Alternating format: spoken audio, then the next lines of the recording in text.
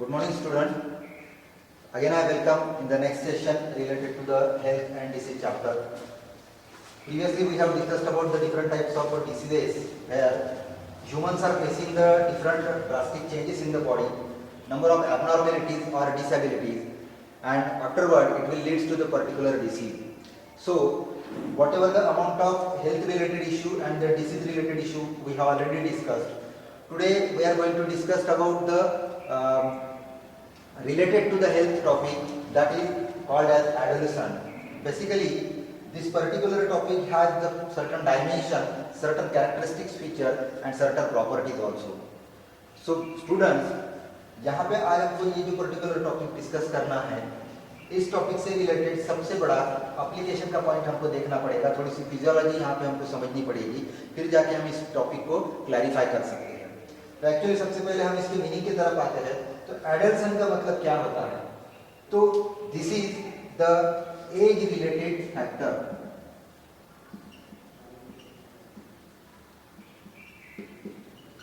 ठीक है, age related factor यहाँ पे क्यों लिखा जा रहा है? क्योंकि आप लोगों को समझना है कि this is the age, this is the stage between childhood condition and the adulthood condition.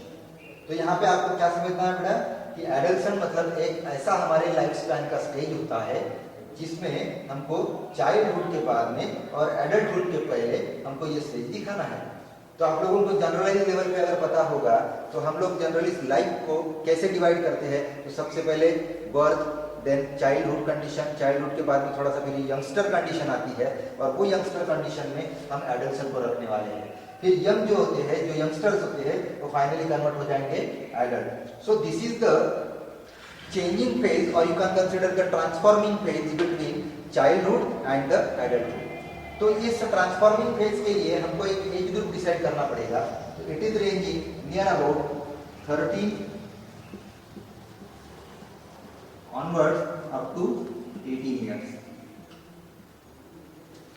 ठीक है, ऐसा लिखेंगे हम 13 टू 18। तो मेल फीमेल के लिए कंसीडर करेंगे तो थोड़ा बहुत आपको फ्लक्चुएशन मिलेगा। मेल में जनरली 30 से अगर देखेंगे तो 18 तक का एडल्ट पीरियड कंसीडर किया जाता है और फीमेल में देखेंगे तो थोड़ा बहुत एक आध साल आप कम कर सकते हो। यहाँ पे 11 टू 12 ईयर्स से अगर आप देखेंगे तो वो 18 ईयर्स तक का एडल्ट पीरियड कंसीडर किया जाता है। तो जब कोई भी पर्सन, कोई भी इंडिविजुअल एडल्ट स्टेज में आता है, जब उसके चाइल्डहुड के कैरेक्टरिस्टिक एडल्टहुड में कन्वर्ट लगते हैं तो एक्चुअली चेंजेस कहाँ पे आएंगे? तो basically this stage is forming the 3 different types of changes. कौन से 3 चेंजेस है? तो यहाँ पे आपको चेंज दिखाना है, वो है physical change, then second one is hormonal change and third one is you can consider that is related with the and mental change. ठीक है, इसका मतलब क्या है बेटा कि हार्मोनल कोऑर्डिनेशन में चेंजेस आने के वजह से उस पर्सन के, जो पर्सन इस एज ग्रुप से बिलोंग करने वाला है, उसके फिजिकल और मेंटल इश्यूज में चेंजेस आते हुए दिख सकते हैं। हमने हेल्थ एंड डिसीज के इस चैप्टर में शुरुआत में देखा था कि हेल्थ का मीनिंग हम कैसे कंसीडर करते हैं। तो it is not only the absence of disease in general consideration. In specific level, you can consider that it is the physical, mental and social change which is generally showing the proper healthy condition of the person. तो इसीलिए हमने 3 dimension को cover किए थे। तो 3 dimension यहाँ पे भी अप्लाई करेंगे हम जनरली। तो physical is dependent on the mental, mental is dependent on the physical and as well as this 2 factors are dependent on the social issues again. तो ये दोनों का इफेक्ट फिर से हमारे सोशल बिहेवियर के ऊपर भी होता है। तो बेसिकली एडल्ट कंडीशन में जब कोई भी पर्सन चाइल्डहुड को एडल्टहुड में कन्वर्ट करता है या फिर ट्रांसफॉर्म करता है तो वो इस ग्रुप में कुछ फिजिकल कैरेक्टरिस्टिक के चेंजेस दिखाएगा। किसके वजह से? तो स्पेशली हार्मोनल चेंजेस के वजह से, और फाइनली उसका इम्पैक्ट फिर हम देखेंगे मेंटल एबिलिटीज के भी ऊपर होता है। इसको हम लिख सकते हैं it is nothing but near about mood swing condition. ठीक है, तो हम थोड़े से कुछ प्रॉपर्टीज के ऊपर आते हैं। तो एक्चुअली फिजिकल चेंज मतलब क्या होगा? तो बॉडी के कुछ फिजिकल कैरेक्टरिस्टिक में नंबर ऑफ टाइम्स आपको चेंजेस आते हुए दिखेंगे। फॉर एग्जांपल कंसीडर करेंगे कि हार्मोनल कोऑर्डिनेशन किसी भी एडोलेसेंट स्टेज में मेल हो या फीमेल हो उसमें किस तरीके के चेंजेस शो करता है। तो आपको एक तो पता होगा कि reproductive organ, that is the primary reproductive organ called as gonads.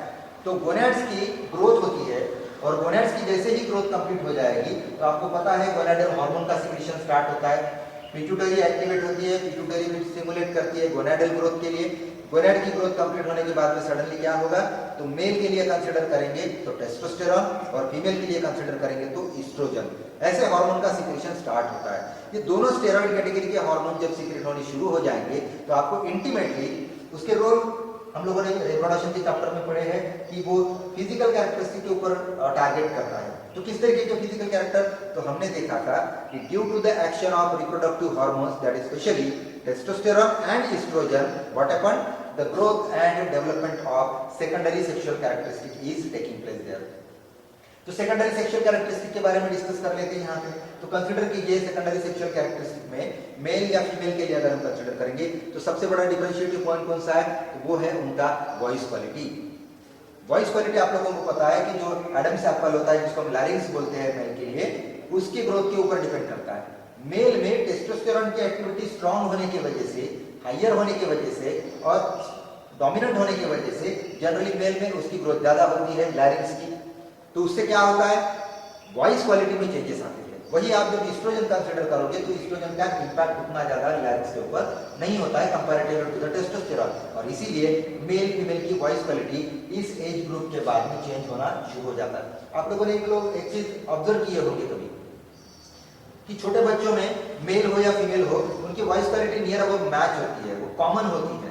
दोनों में देखोगे तो हाई पिच वॉइस क्वालिटी आपको दिखती है, लेकिन जैसे जैसे मेल चाइल्ड और फीमेल चाइल्ड ग्रो होना शुरू हो जाएगा उसके बाद में हम क्या देखते हैं, सबसे बड़ा चेंज हमको दिखता है वो है उनके वॉइस क्वालिटी में।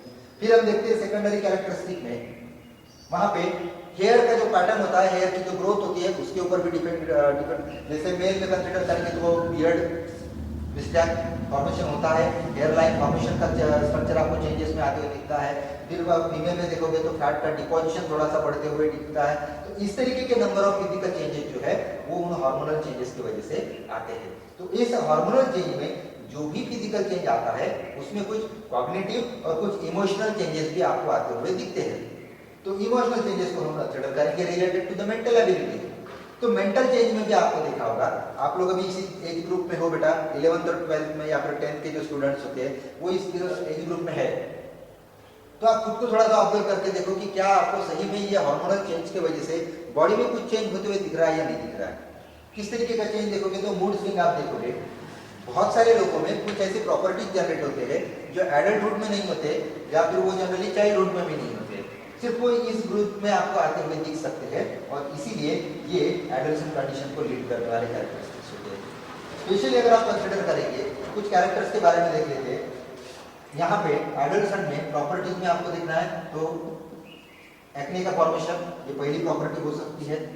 एक्ने क्या होता है तो क्लॉज पोर्स की वजह से, स्टेरॉइड हार्मोन है तो हीट बढ़ जाती है, तो वहां पे जनरली एक्ने का फॉर्मेशन आपको दिखेगा ब्लॉकेज की वजह से। दूसरी प्रॉपर्टी अगर आप देखोगे तो यहाँ पे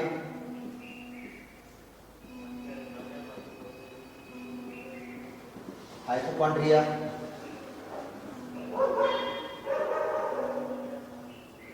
इंसोम्निया कंडीशन, इस तरीके के एबिलिटीज जनरेट होते हुए दिख सकते हैं। और फाइनली हम देखेंगे कि ऐसे कुछ कैरेक्टर्स हैं जैसे फीमेल में मेंस्ट्रुअल साइकिल का इरेगुलर फ्लो होना या फिर इरेगुलरिटी आना, ये भी एक कैरेक्टरिस्टिक है एडोलेसेंट स्टेज में। सबसे इंपॉर्टेंट चीज अगर हम देखेंगे तो वो है mental change, inability to concentrate. ये एक पॉइंट हम यहाँ पे खास करके डिस्कस करेंगे। इस एज ग्रुप में जब हार्मोनल कोऑर्डिनेशन शुरू हो जाता है, चेंजेस आने शुरू हो जाते हैं, कैरेक्टरिस्टिक में चेंजेस आने शुरू हो जाते हैं, तो आपके मेंटल एबिलिटीज के ऊपर उसका इफेक्ट होता है। और हम ये देखेंगे कि मूड स्विंग बहुत जल्दी आने के चांसेस है। इसीलिए आपके एक ग्रुप में देखिए चिड़चिड़पना थोड़ा सा ज्यादा आ जाता है, चिड़चिड़े बन जाते हैं कुछ लोगों को लोनलीनेस ज्यादा पसंद होता है। लोनलीनेस मतलब वो ग्रुप में नहीं रहते, कुछ लोगों को ग्रुप बहुत पसंद होता है। ये सब चीजें क्या है, तो ये कहीं ना कहीं मूड स्विंग की वजह से है।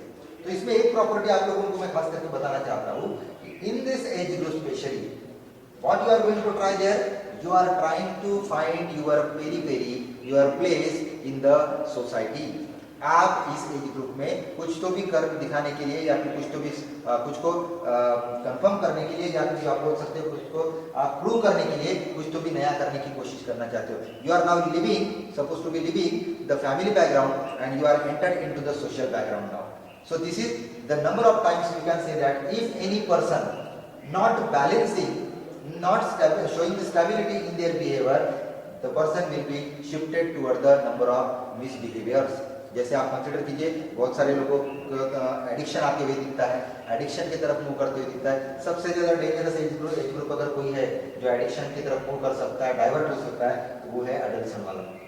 तो इसीलिए आपने खास करके ध्यान में रखना है, इसका एक जनरलाइज मीनिंग है कि एडल्सन मतलब ये एज रिलेटेड फैक्टर है जिसमें क्या होता है बेटा, चाइल्डहुड कंडीशन का ट्रांसफॉर्मेशन एडल्टहुड में होना शुरू हो जाता है। और जब ये ट्रांसफॉर्मेशन होता है तो उसमें आपको फिजिकल चेंजेस दिखेंगे, हार्मोनल चेंजेस भी दिखेंगे और आपको कुछ मेंटल चेंजेस भी आते हुए दिखेंगे, जिसको मैंने अल्टरनेटिव नाम दिया हूँ वो है मूड स्विंग। ठीक है, तो इसमें कुछ प्रॉपर्टीज है वो भी आप डिस्कस कर सकते हो, जैसे एक्ने डेवलपमेंट हो गया, हाइपोकॉन्ड्रिया हो गया, इंसोम्निया कंडीशन हो गया, इनएबिलिटी टू कंसंट्रेट जिसको हम बोल सकते हैं वो भी कंडीशन दिखती है।